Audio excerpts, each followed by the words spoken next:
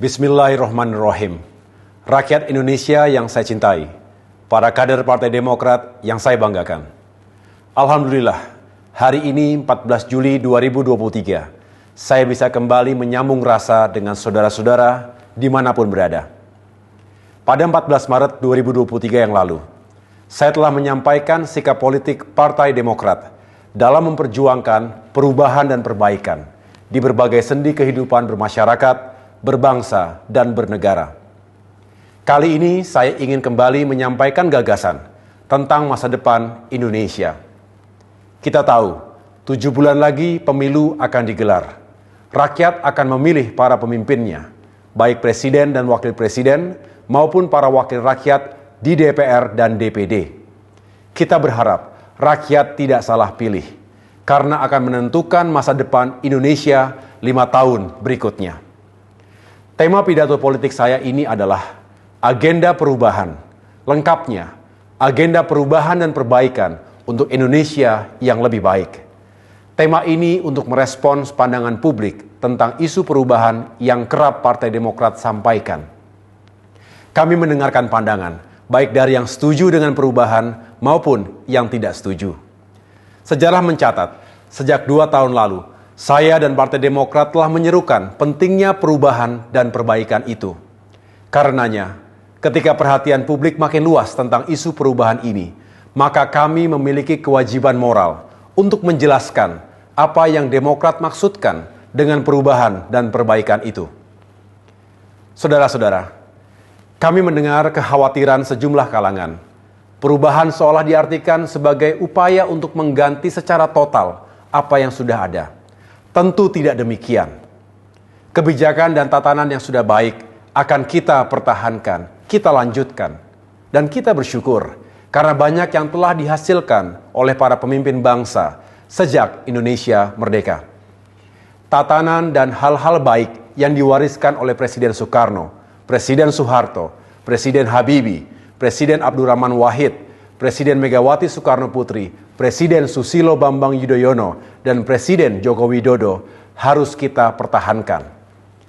Adapun yang belum baik tentu harus kita evaluasi dan kita perbaiki. Inilah elemen kesinambungan dalam sebuah proses perubahan. Tidak perlu diperdebatkan lagi. Dengan pemikiran itu, meski Partai Demokrat mengusung agenda perubahan, tidak berarti kami menihilkan apa yang telah dilakukan oleh pemerintahan Presiden Jokowi selama ini. Sebaliknya, kami justru menyampaikan penghargaan kepada pemerintah atas semua kerja kerasnya. Kami yakin Presiden Jokowi dan pemerintahannya ingin berbuat yang terbaik. Kami mendoakan kelak Presiden Jokowi bisa mengakhiri masa baktinya dengan baik. Namun Demokrat memang memiliki sejumlah cara pandang dan pilihan kebijakan yang berbeda dengan apa yang dilakukan oleh pemerintahan sekarang.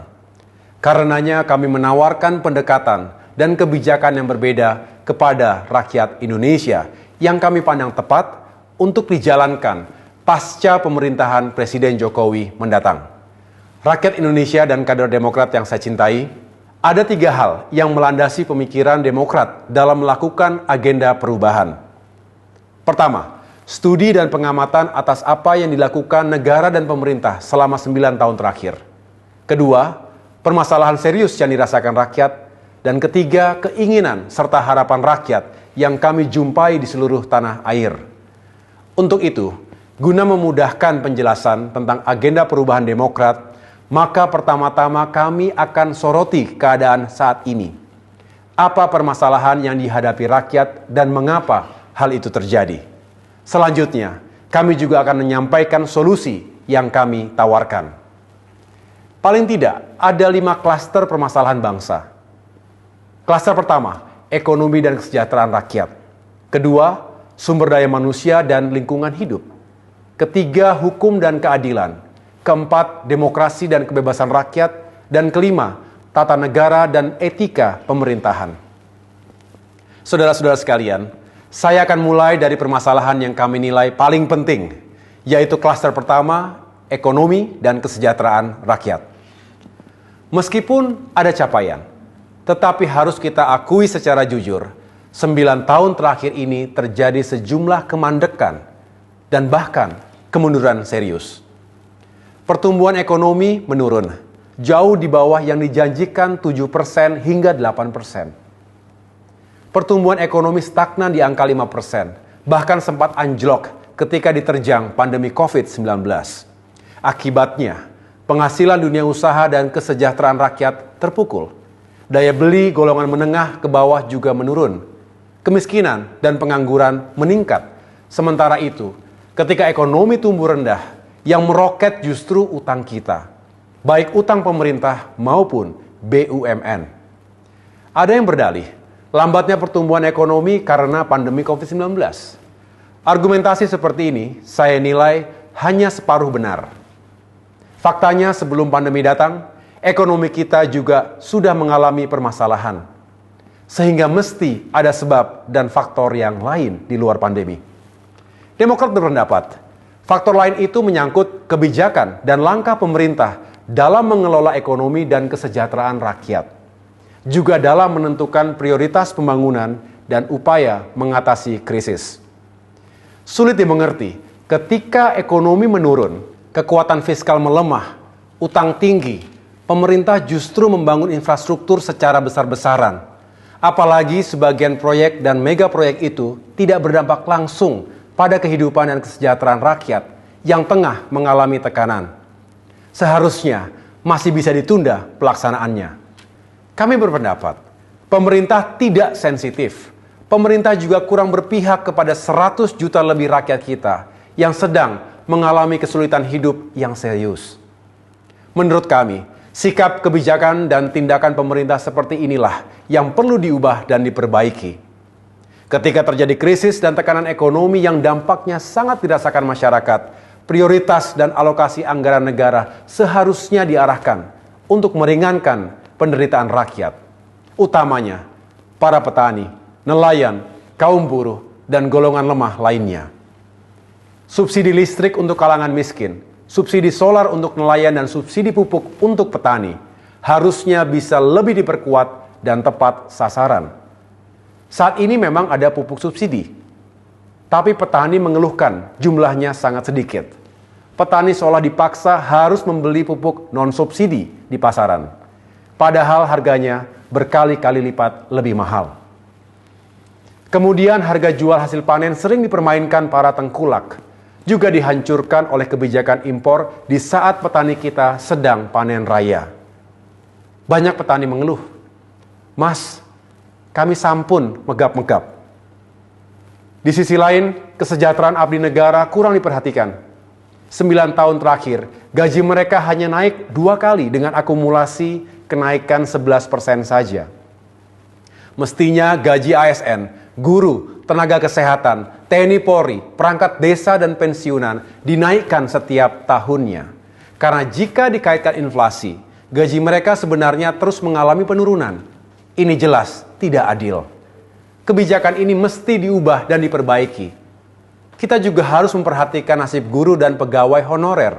Secara bertahap, angkat mereka sebagai ASN dengan kebijakan yang tepat. Saudara-saudara, dengan anggaran yang cukup, kita dapat meningkatkan lapangan pekerjaan untuk rakyat, termasuk generasi muda dan kaum perempuan. Angka pengangguran harus diturunkan, cegah PHK besar-besaran, dan demi keadilan, kontrol dan batasi tenaga kerja asing. Ketika terjadi krisis ekonomi, semestinya pemerintah memberikan insentif fiskal dan keringanan pajak kepada dunia usaha, bukan sebaliknya digenjot. Negara juga perlu meningkatkan perlindungan dan bantuan kepada puluhan juta UMKM melalui pelatihan, akses permodalan, dan pemasaran. Kredit usaha rakyat perlu ditingkatkan jumlahnya dan diperbaiki penyalurannya. Tingkatkan kemitraan antara usaha besar dengan UMKM. Bantu pedagang-pedagang kecil dan angkutan kota. Sementara itu, untuk menjaga daya beli masyarakat yang menderita karena tekanan ekonomi, maka kita perlu melanjutkan dan menghidupkan kembali semua program pro-rakyat era pemerintahan Presiden SBY. Program-program itu antara lain BLT, BLSM, BPJS, bantuan lansia, difabel dan korban bencana, PKH, Raskin, KUR, PNPM, dan lainnya. Dengan kebijakan yang berorientasi pada kesejahteraan rakyat tersebut, kita bisa meningkatkan kembali pertumbuhan ekonomi menuju 6%, bahkan lebih. Tapi pertumbuhan ekonomi ini harus dirasakan seluruh rakyat, bukan segelintir kelompok saja. Karena itu, sulit diterima akal sehat saat ekonomi tertekan pandemi, alokasi APBN untuk infrastruktur justru lebih besar dibandingkan anggaran kesehatan.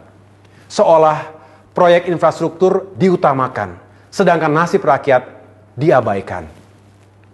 Diperlukan pemikiran yang rasional dan arif dalam penentuan prioritas dan pengelolaan anggaran negara. Lebih baik kita fokus pada peningkatan penghasilan dan daya beli rakyat, agar ekonomi terus bergerak dan tetap tumbuh. Kalau ekonomi tumbuh, penerimaan negara juga akan meningkat, pengangguran dan kemiskinan akan berkurang. Salah satu faktor penting pendorong pertumbuhan ekonomi nasional itu adalah investasi. Kita harus menggalakkan dan meningkatkan investasi agar tercipta lapangan kerja yang lebih luas, serta penerimaan pajak yang lebih besar. Untuk itu, iklim investasi harus terus diperbaiki, termasuk kepastian di bidang hukum dan birokrasi. Kami tahu, pemerintah telah bekerja keras untuk meningkatkan investasi nasional. Tapi Demokrat mengingatkan, untuk menjaga keseimbangan antara penggunaan modal dalam negeri dan asing. Terlalu dominannya modal asing, apalagi tidak disertai dengan kuatnya perjanjian dalam kontrak, bisa sangat merugikan negara dan rakyat kita. Saat ini, pelibatan investor asing di usaha energi dan sumber daya mineral, bidang pembangunan infrastruktur, kesehatan, perkebunan, dan lain-lain dinilai terlalu longgar, sehingga dirasakan kurang adil bagi rakyat. Kita harus menjadi tuan rumah di negeri kita sendiri. Saudara-saudara, Partai Demokrat dan kita semua mencemaskan meroketnya jumlah utang Indonesia, baik utang pemerintah maupun utang BUMN, hingga membuat kinerja sejumlah BUMN kita jauh di bawah sasaran. Kita harus menghentikan utang pemerintah dan utang BUMN yang terlalu besar. Banyak negara yang perekonomiannya jatuh dan mengalami krisis hebat karena jebakan utang. Pemerintah tidak bisa hanya berpikir ekonomi jangka pendek, apalagi tidak memikirkan konsekuensi jangka panjang. Kita harus belajar, banyak negara gagal akibat utang yang ugal-ugalan. Akibat utang meroket, ruang fiskal sempit. Per Maret 2023, utang kita mencapai lebih dari 7.800-an triliun rupiah. Porsi APBN untuk membayar cicilan dan bunga semakin besar. Jika rata-rata bunga utang mencapai 400-an triliun rupiah per tahunnya, maka itu setara dengan realisasi anggaran pendidikan pada APBN 2022 yang lalu. Itu baru bunga, belum cicilan pokoknya. Bayangkan, bisa jadi apa bunga utang 400 triliun rupiah itu? Jika biaya kuliah mahasiswa hingga lulus tingkat sarjana, baik pendidikan dan biaya hidup per orang mencapai 200 juta rupiah, maka kita bisa menguliahkan 2 juta orang pelajar ke kampus-kampus terbaik di Indonesia. Atau jika kita berikan bantuan modal, dana bergulir sebesar 50 juta rupiah untuk pengembangan 1 unit UMKM, maka akan ada 8 juta unit UMKM yang diberdayakan. Jika 1 unit UMKM menyerap 5 hingga 10 pekerja, maka tercipta 40 hingga 80 juta lapangan pekerjaan. Ilustrasi ini untuk memberikan gambaran konsekuensi yang harus kita tanggung bersama akibat utang yang kelewat besar. Pemerintah tidak boleh selalu berdalih bahwa dari sisi rasio utang terhadap PDB masih aman karena kurang dari 60%.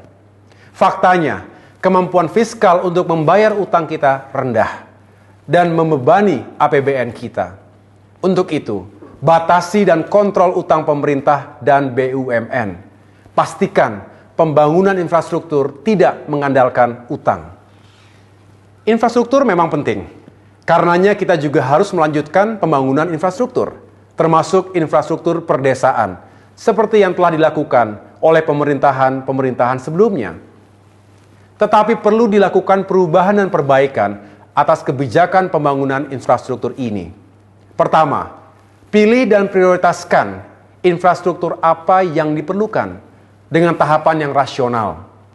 Kedua, pastikan pembiayaan tersedia, baik dari APBN maupun non-APBN. Kerangka pembiayaan bersama atau pembiayaan penuh dari swasta juga sebuah pilihan.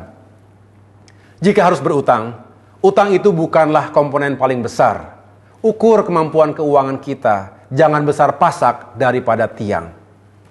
Saya yakin, pemerintah manapun tak ingin mewariskan utang besar kepada anak cucu kita dan membebani pemerintahan-pemerintahan berikutnya.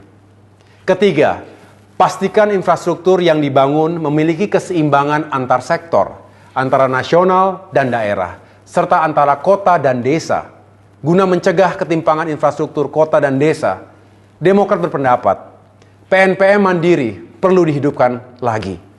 Pastikan dana desa cukup, serta sesuai dengan kebutuhan desa yang bersangkutan.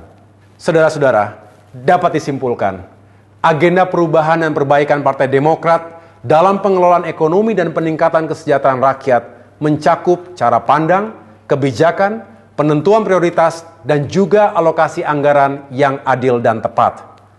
Rakyat Indonesia dan kader Demokrat yang saya cintai, saya akan masuk bagian kedua pidato ini, terkait kualitas sumber daya manusia dan lingkungan hidup. Demokrat akan terus berjuang agar pembangunan nasional berorientasi pada pembangunan manusia, bukan yang serba benda. Karena SDM adalah kunci utama kemajuan suatu negara. Kita perlu meningkatkan pembangunan SDM Indonesia melalui pendidikan berkualitas dan terjangkau dari sekolah dasar hingga ke perguruan tinggi. Sekolah-sekolah rusak, madrasah dan pesantren yang tidak layak, jangan dibiarkan. Harus kita bangun dan perbaiki. Kita juga harus meningkatkan infrastruktur dan fasilitas kesehatan, serta kualitas dan kemudahan pelayanan kesehatan di seluruh tanah air. Puskesmas dan rumah sakit, kapasitas tenaga kesehatan, infrastruktur serta kesiapan fasilitas medis di berbagai daerah juga harus ditingkatkan. Karena itu, hidupkan kembali dan tingkatkan program-program pro rakyat di bidang pendidikan dan kesehatan era pemerintahan Presiden SBY dulu, seperti program BOS, beasiswa bidik misi, beasiswa santri, beasiswa LPDP, BPJS Kesehatan, dan lainnya. Tingkatkan beasiswa prestasi dan beasiswa untuk golongan kurang mampu. Kerjasama pemerintah, lembaga pendidikan, dan dunia usaha perlu ditingkatkan agar lulusan pendidikan lebih mudah dapat pekerjaan. Yang tidak kalah penting, terkait kebijakan kesehatan nasional. Demokrat berpendapat agar anggaran wajib sebesar minimal 5% dari APBN yang dihapus di Undang-Undang Kesehatan seharusnya dipertahankan. Saya ulangi, harusnya tetap dipertahankan. Saudara-saudara, selanjutnya kita juga harus peka pada kondisi dunia yang kini tengah mengalami krisis lingkungan. Kita harus menyelamatkan bumi dan lingkungan kita yang semakin terancam oleh krisis iklim. Indonesia tidak kebal karena bangsa kita juga hidup di bumi yang sama. Kita makin merasakan dampak buruk dari perubahan iklim ini. Terjadi berbagai bencana alam, polusi udara, dan pemanasan global yang berdampak buruk pada kualitas tanah untuk pertanian dan perkebunan. Diprediksi, 8% lahan pertanian di dunia tidak akan lagi bisa digunakan jika suhu bumi meningkat 1,5 derajat Celcius. Kelaparan juga akan meningkat hingga 20% akibat pemanasan global. Indonesia berkomitmen untuk mencapai net zero emission maksimal pada tahun 2060. Kita berharap itu bisa diwujudkan. Namun mencermati proses yang berjalan saat ini, target waktu tersebut sulit dipenuhi. Karenanya, Indonesia harus melakukan yang terbaik. Demokrat mengajak semua kalangan untuk ikut bertanggung jawab mendorong hadirnya pertumbuhan ekonomi yang berkeadilan dan berkelanjutan, yang berlandaskan 4 pilar: pro pertumbuhan, pro lapangan kerja, pro pengurangan kemiskinan, dan pro lingkungan hidup. Climate action perlu diperluas dan dipercepat untuk mencapai net zero commitment, termasuk mempercepat dekarbonisasi dan transisi energi terbarukan. Negara harus hadir. Pemerintah pusat dan daerah harus konsisten menjalankan kebijakan yang pro lingkungan. Jangan ada lagi undang-undang yang seolah memfasilitasi terjadinya kerusakan alam. Kalau tidak bisa dihentikan, terus kurangi secara signifikan laju deforestasi. Jutaan hektar hutan yang telah dibabat untuk proyek-proyek food estate yang ternyata juga gagal adalah contoh yang tidak baik. Kemudian, Kementerian Lingkungan Hidup yang kini disatukan dengan Kementerian Kehutanan harus dikembalikan sebagai kementerian yang berdiri sendiri. Mengurangi otoritas dan anggaran Kementerian Lingkungan Hidup adalah sebuah sinyal yang keliru. Rakyat Indonesia dan kader Partai Demokrat yang saya cintai, bagian ketiga pidato saya berkaitan dengan hukum dan keadilan di Indonesia. 9 tahun terakhir ini, rakyat merasakan ketidakadilan. Keadilan harus berlaku bagi semua, baik keadilan sosial ekonomi, politik, penegakan hukum, serta keadilan untuk rakyat kecil dan kaum lemah. Demokrat mencermati, penegakan hukum dan pemberantasan korupsi dinilai sering tebang pilih, tajam ke bawah, tumpul ke atas, tajam ke lawan, tumpul ke kawan. Respons negara terhadap para pencari keadilan juga sering berbeda, dikaitkan dengan posisi politik si pencari keadilan. Praktik ini merusak keadilan, etika pemerintahan, dan nilai demokrasi. Untuk itu, kita harus menjamin penegakan hukum, termasuk pemberantasan korupsi, dilaksanakan secara adil dan tidak tebang pilih. Cegah penyalahgunaan kekuasaan dan hentikan penggunaan instrumen hukum untuk kepentingan politik. Di tengah-tengah ketidakpuasan masyarakat terhadap penegakan hukum dan keadilan, Demokrat dengan tulus mengucapkan terima kasih dan penghargaan bagi para penegak hukum yang tetap amanah, objektif, menjunjung kebenaran dan akal sehat sehingga keadilan tetap tegak. Namun demikian, Demokrat berpendapat bahwa perubahan dan perbaikan dalam penegakan hukum perlu terus dilakukan di masa depan. Ingat, ketidakadilan adalah sumber utama dari semua permasalahan. Rakyat Indonesia dan kader Partai Demokrat yang saya cintai, bagian keempat pidato saya adalah terkait demokrasi dan kebebasan rakyat. Partai Demokrat mengamati, akhir-akhir ini telah terjadi kemunduran demokrasi secara fundamental. Demokrasi yang baik dan matang mesti ditandai oleh dihormatinya pranata hukum, dijaminnya kebebasan berbicara, kemerdekaan pers, dan dilindunginya hak-hak asasi manusia. Juga ditandai dengan berlangsungnya pemilu yang bebas, jujur, dan adil, dipegang teguhnya konstitusi, serta paling penting, tercegahnya kekuasaan absolut pada diri pemimpin politik tingkat puncak. Jika merujuk pada nilai dan pilar demokrasi yang saya utarakan, tidaklah sulit mengevaluasi sejauh mana demokrasi kita dijalankan dengan benar. Kini, rakyat takut bicara. Kalangan elit dan golongan menengah juga enggan bicara, karena khawatir bakal diserang secara membabi buta. Lawan politik penguasa diidentikan sebagai musuh negara. Netralitas dan independensi kekuasaan negara dipertanyakan. Tentu banyak yang bertanya, ketika ada niat cawe-cawe pemimpin negeri dalam pemilu 2024 mendatang. Kalau cawe-cawe itu melibatkan instrumen kekuasaan negara dan dinilai tidak adil, jelas nasib demokrasi kita dalam bahaya. Kami berpendapat, segala praktik berpolitik yang menyimpang dari konstitusi dan etika berdemokrasi harus kita cegah bersama. Masih ada waktu. Jangan biarkan kemunduran demokrasi semakin dalam. Jangan terulang prahara besar seperti tahun 1965, 1966. Juga tahun 1998, 1999 dulu. Jangan kita lukai perasaan rakyat agar mereka tidak menempuh caranya sendiri dalam memperjuangkan keadilan dan hak politiknya. Untuk itu, kita harus mengembalikan ruang kebebasan untuk rakyat, termasuk kemerdekaan pers. Kita juga harus menjamin hak rakyat untuk berbicara dan berpartisipasi dalam kehidupan bangsa sesuai konstitusi.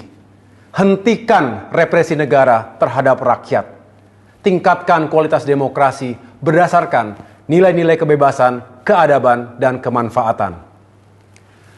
Rakyat Indonesia dan kader Demokrat yang saya banggakan, Bagian kelima atau terakhir dari pidato saya berkaitan dengan perbaikan tata negara dan etika pemerintahan. Undang-Undang Dasar 1945 mengatur kewenangan setiap lembaga negara, termasuk presiden dan jajaran pemerintahannya.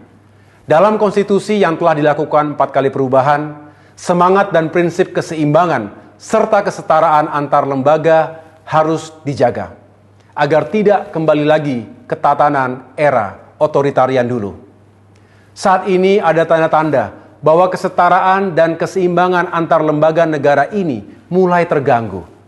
Kalangan pemerhati konstitusi dan tata negara mulai melihat tendensi kembalinya konsentrasi kekuasaan di tangan presiden, meski tidak sedalam di era otoritarian dulu. Sejarah memberikan pelajaran, kekuasaan tetap harus dikontrol oleh kekuasaan yang lain, agar tidak menciptakan model pemerintahan yang absolut dan totalitarian. Untuk itu, Demokrat bertekad untuk menegakkan kembali kesetaraan dan keseimbangan antar lembaga negara sesuai prinsip checks and balances dalam sistem presidensial. Demokrat juga mencermati etika pejabat negara dan kaidah tata pemerintahan yang baik, good governance. Khususnya dengan apa yang boleh dan tidak boleh dilakukan, atau etis dan tidak etis untuk dilakukan oleh para pejabat negara. Misalnya, terkait keterlibatan para pejabat negara dalam kegiatan bisnis di lingkungan pemerintahan atau lembaga negara di mana ia berada.